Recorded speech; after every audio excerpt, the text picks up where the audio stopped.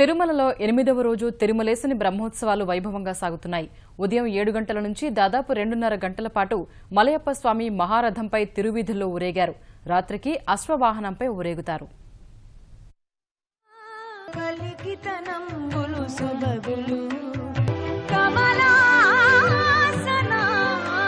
అది మోసేటప్పుడు మనుష్యుల యొక్క ఎత్తు ఒక్కలా ఉండాలి, దానికి కొంత ప్రావీణ్యత ఉండాలి తప్ప అందరం ఆ కొమ్ము పట్టుకునేటటువంటి ప్రయత్నం చేస్తే ఇబ్బందులు కలగబోతున్నటువంటి కేశవుణ్ణి దర్శించినంత మాత్రాన ఇక పునర్జన్మ విద్యతే, ఇక పునర్జన్మ కలగదు.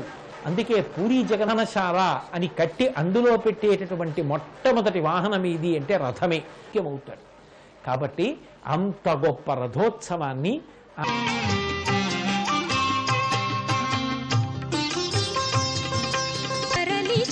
పుష్పకరథము నిక్కి నరకాసురుపై నింగి మోవనెక్కి అలయేగు పెళ్లి కళ్యాణ రథము రథము దేవదేవుడెక్కెనదే దివ్య శ్రీ భూపతిర్నిజజనం ప్రతిబోధయన్వై ఆత్మానమత్ర రథినంచ విరాజతేషు ధ్వపుండ్ర లాంఛనములతో శంఖ చక్రాదులతో విలసిల్లేటువంటి దివ్య ఉభయ దేవేరీ మనోహరుడైనటువంటి శ్రీనివాస అగ్నిదేవుడు ఒకనాడు రథాన్ని